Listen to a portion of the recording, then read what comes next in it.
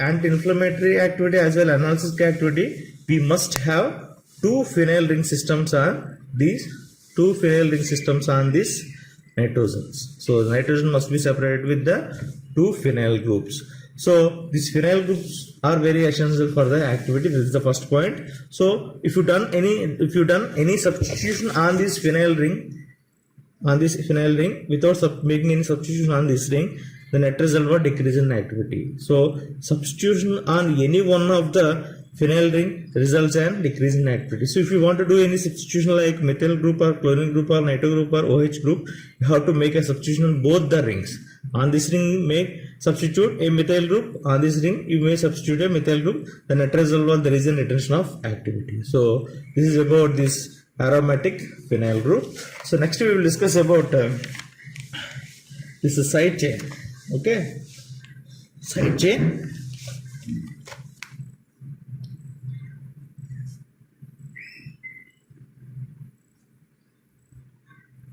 First we will discuss about the side chain. So coming to the side chain, so such that CH2 thrice CH3. There are how many carbons?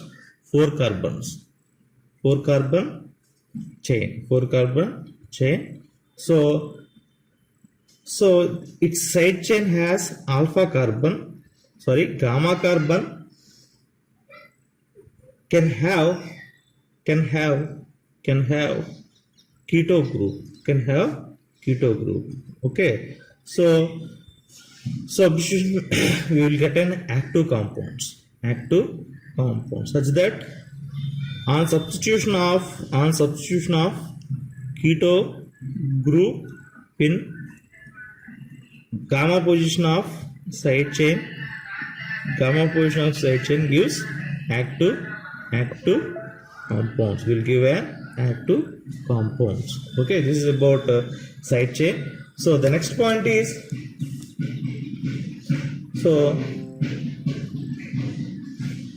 introduction of polar groups on side chain gives mixed results. If you substitute the polar groups on at the gamma position or any position, they will give a mixed results compound. So we may not get a good compound. So example, if you substitute OH group at gamma position of side chain, the obtained product has high urically active, but it is few anti-inflammatorily active. So this is about the possible modifications on side chain. So side chain is about 4 carbon side chain. So first carbon is CH2 CH3 alpha, beta, gamma, delta. So on this carbon atom you can go for substitution with keto group. It will give an active compound. So introduction of any other polar groups will give mixed results. So an example is OH group. When a OH group is introduced in this gamma position, on third carbon atom, the obtained product has very few anti-inflammatory activity, but it is urosurically active compound, highly urosurically active compound. This is about the possible modification we can go on a side chain of this 3,5 pyrazolide and dione molecule. So coming to what are the possibilities can be done on this? Next part is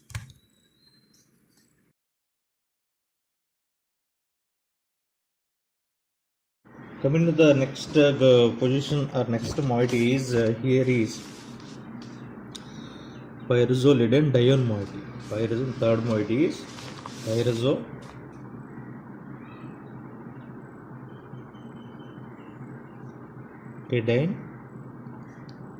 dione moiety.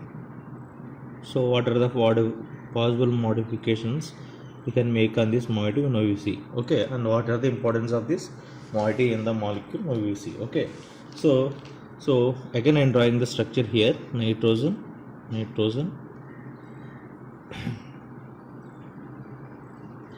there is an hydrogen here, there is an side chain, there is an hydrogen here. Okay, so here we have these phenyl groups, we already discussed, no need. So we have here two keto groups. Okay, these two keto groups are very essential for activity.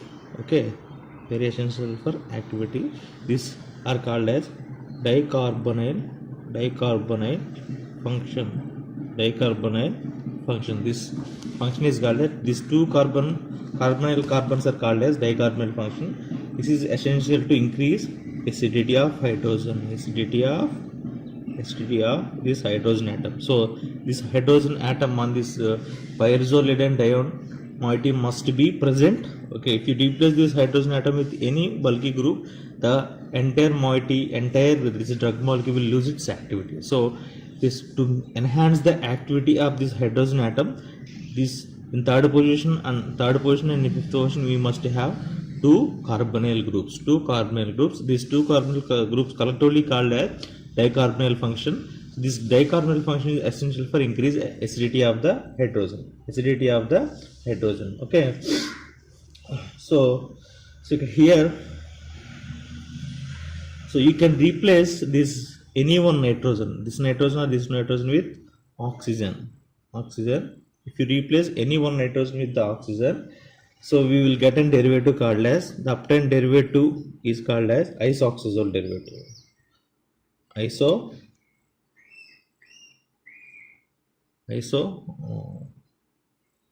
Oxazole derivative.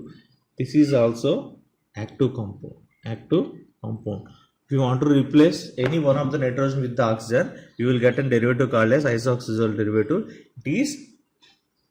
It is anti-inflammatorily active compound. So okay, then if you replace this hydrogen atom in fourth position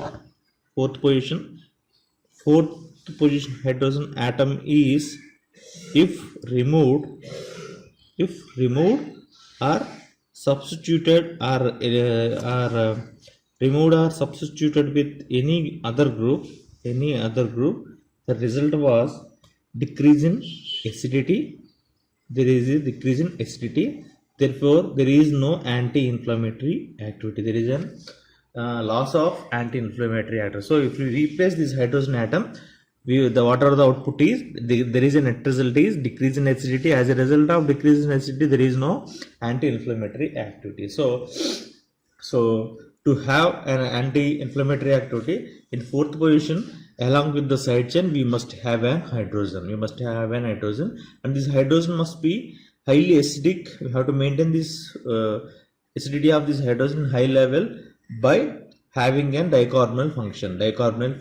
Okay, this is the most important point. And so we can replace oxygen, nitrogen with oxygen, and we will get an isoxazole derivative. They are equivalently active. This is about structure activity relationship of pyrazolidine dione.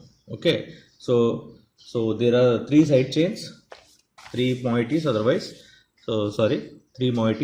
The first moiety is the two aromatic groups collectively called as one moiety, aromatic phenyl groups moiety, and second moiety is the alkyl side chain moiety, and third moiety is the pyrazolidine dione moiety. So first we discussed about aromatic phenyl groups moieties, possible modifications, okay, and what are the output. And then we discussed about what are the possible modifications on side chain and what are the outputs we discussed. Then pyrazolidine dione core moiety we discuss. This is about structure active relationship of 3,5 pyrazolidine dione derivatives. With this we completed all classes structure active relationships. Now we will go for synthesis of two drugs in our syllabus. In syllabus, the curriculum prefer to go for synthesis of only two drugs. One drug is ibuprofen. Next drug is mefenamic acid. So we have to go for synthesis. So already discussed about the use of this ibuprofen and use of mefenamic acid along with the various structures already, various structures prescribed in the syllabus. We discussed already in previous classes. So now we will discuss only about ibuprofen synthesis, mefenamic acid synthesis. Whenever in the question, generally they ask about write about MOA, uses, structures of drugs, non-steroidal anti-inflammatory drugs. They will ask, the question generally comes like this: write about MOA, uses, structures of non-steroidal anti-inflammatory drugs. For remaining drugs, remaining drugs like aspirin, ibuprofen, Gemipirac, they will ask question like this only. For this mefenamic acid and ibuprofen, the question will be like this: write about MOA, synthesis, uses of ibuprofen or mefenamic acid. They will ask like this question. So we have to concentrate on what are the prescribed drugs synthesis. Okay, in the syllabus all drugs are there is no need to discuss about synthesis of all drugs. The syllabus the curriculum prescribed only few drugs for synthesis with their hyper strict. Okay, so in these non-steroidal anti-inflammatory drugs we need to discuss about synthesis of ibuprofen and mefenamic acid. Okay,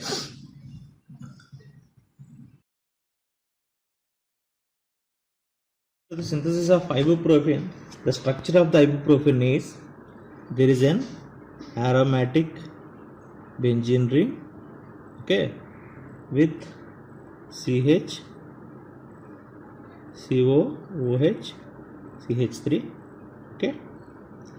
Then here is an CH2, CH, CH3, CH3. Okay, this is the structure of ibuprofen. So coming to the names, it is an IUPAC name is isobutyl hydrotropic acid. This name, which is a general name, is isobutyl hydrotropic acid, and it is an benzoic acid. Okay, benzene acetic acid is also called as benzene acetic acid. Okay, so coming to the IUPAC name, it is called as alpha methyl 4-4 2 methyl propyl alpha methyl 2 methyl 4 2 methyl propyl benzoic acid. I think so. Benzoic acid. This is the IUPAC name. So ibuprofen is an acetic acid derivative. So propanoic acid derivative. Okay. So coming to the synthesis, there are two methods are here. We have to discuss about. There are two methods. Okay, we will discuss. There are two methods of synthesis. Okay, first we will discuss method one. This is method one. So we have to take isobutyl benzene. So first we have to take isobutyl benzene as the starting material. CH3. Sorry, there is another CH2 here. Okay, CH2. This is called as isobutyl benzene as starting material. We have to take isobutyl benzene as starting material, and we have to go for acetylation. We have to go for CH3CO twice O. This is the acetyl you have to go for acetylation. On acetylation in presence of this state, we will get this molecule CH3, CH3, CH, CH, CH2, CO, CH3. This is called as para-isobutyl acetophenone. The first step in synthesis of ibuprofen is the acetylation of the starting material isobutyl benzene. On acetylation of this isobutyl benzene, we will get a para-isobutyl acetophenone. Para-isobutyl acetophenone. It is treated with the hydrocyanide HCl. We will get CH, CH3, CH3, CH2. So we will get this molecule. Okay. There is a OH here. There is a CH3. It is a CN. This is called as cyanohydrin. The next step in the synthesis of ibuprofen is the treating of para-isobutyl acetophenone intermediate with the hydrogen cyanide. We will get cyanohydrin.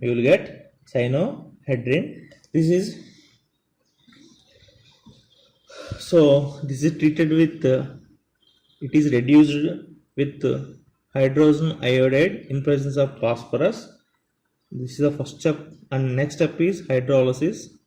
We have to go for hydrolysis. The first step is we have to reduce benzoylic hydroxyl moiety. Benzoylic this moiety. Okay, we have to go for benzoylic hydroxyl moiety with the help of hydrogen iodide in presence of phosphorus. The next we have to go for hydrolysis. We will get the ibuprofen. That is here. You have to write. We will get CH3, CH, CH2, CH, COOH, CH3. This is the ibuprofen. Okay. The synthesis of ibuprofen, there are two methods are possible. The first method is here. We have to take isobutyl benzene as starting material. We have to go for acetylation with this function, and we will get a para-isobutyl acetophenone intermediate. On this intermediate treated with the HCN, we will get the cyanohydrin intermediate. The cyanohydrin intermediate treated with hydrogen iodide in presence of phosphorus. That is a reduction, metallic reduction, and followed by hydrolysis, we will get ibuprofen. So now we will discuss about method 2. In this method 2, we have to take isobutyl benzole. So otherwise isobutyl benzene, same starting material in the previous method. CH3,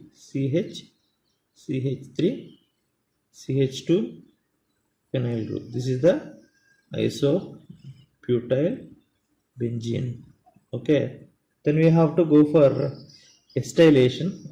So you have to treat with acetyl chloride in presence of AlC3. You have to treat isobutyl benzene with acetyl chloride in presence of aluminum chloride as Lewis base. We will get this para-isobutyl acetophenone. CH3, CH, CH3, CH, CH2. On acetylation, we will get acetyl group here, C double bond O, CH3. It is treated with this intermediate is treated with NaCN, sodium cyanide. We will get this molecule. So we'll get okay. On treatment of isobutyl benzene as starting material with acetyl chloride in presence of AlCl3, we will get this molecule, acetylated molecule. The acetyl intermediate treated with the NaCN, we will get CH3, CH, CH3, CH2, CH3, C double bond hydrogen, and OH is also a nitrile oxynitrile. It is called as oxynitrile or else cyanohydrin. Oxynitrile, we will get an oxynitrile. We will get oxynitrile. So in the second method, you have to take isobutyl benzene. You have to go for acetylation with acetyl chloride in presence of AlCl3. So the obtained intermediate here is the acetylated intermediate treated with the sodium cyanide, and we will get oxynitrile. This oxynitrile on reduction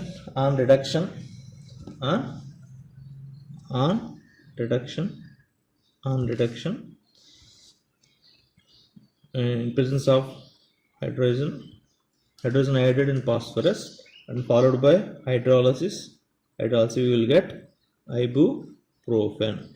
So here I have written a name, but you have to write structure, so I will also write structure. Why to waste? CH3, CH2, okay, CH3, COOH, hydrogen. Okay. This is about synthesis of ibuprofen. So coming to the uses,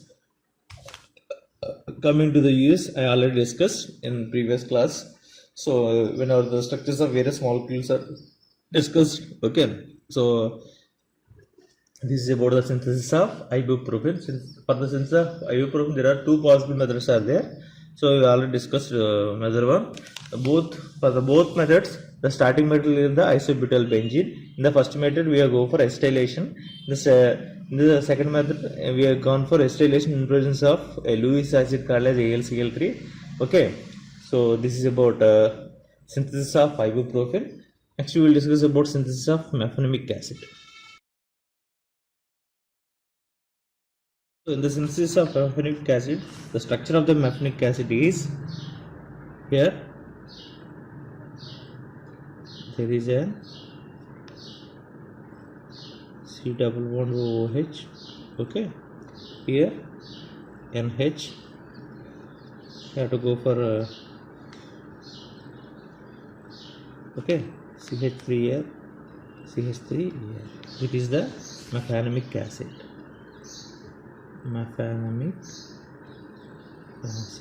Okay, so it is an N comma 2 comma 3 N dash not comma sorry N dash 2 comma 3 xylyl anthranoic acid. Anthranoic acid. It is an N dash 2 comma 3 xylyl anthranoic acid. Okay, it is used in treatment of primary dysmenorrhea. Coming to the uses, already discussed in previous class.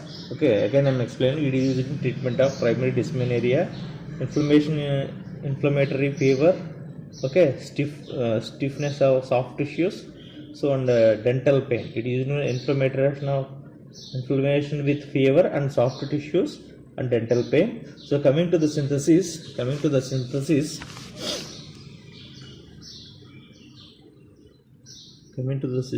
the starting materials are 2-chlorobenzoic acid. 2-chlorobenzoic acid is one of the starting material. Okay, chlorine COOH. This is the 2-chlorobenzoic acid. This is starting material 2-chlorobenzoic acid treated with the another reagent. The reagent here is NH3 here. This reagent is called as 2,3 dimethyl aniline. So for the synthesis of mefenamic acid, we have to take the starting material, the 2-chlorobenzoic acid. This 2-chlorobenzoic acid treated with the reagent 2,3 dimethyl aniline in presence of K2CO3, such that whenever you take the starting material 2-chlorobenzoic acid, when it treated with the reagent 2,3 dimethyl aniline in presence of K2CO3, we will get this intermediate. We will get this intermediate, that is such that okay, sorry, COOH here, NH,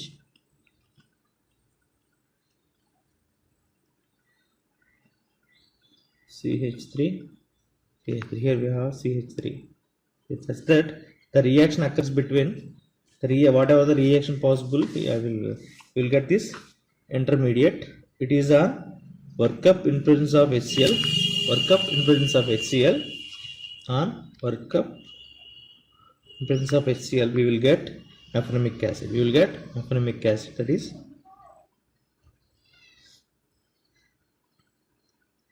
OH and NH, CH3, CH3, CH3. It is the mefenamic acid. Mefenamic acid. Okay. So what happens means the reaction. So for easy understanding, I am writing. Okay. So write this like this. Okay. COOH. Second position there is chlorine. Okay.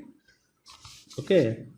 So here we have to write this is as aniline as NH, not NH3, sorry, NH2, NH, hydrogen, okay, here CH3, CH3, okay, this chlorine atom takes this hydrogen minus of HCl, we will get an intermediate, this intermediate, we will get this intermediate, okay, the chlorine atom takes up some hydrogen on this aniline and the bond will be found between this benzene group and nitrogen, and we will get this intermediate. This intermediate on workup we will get this mefenamic acid. This is about synthesis of mefenamic acid. With this we will conclude the non-steroidal anti-inflammatory agents. From the next class onwards we will discuss about steroidal anti-inflammatory agents. Non-steroidal anti-inflammatory agents are completed. So in the next class we will discuss about steroidal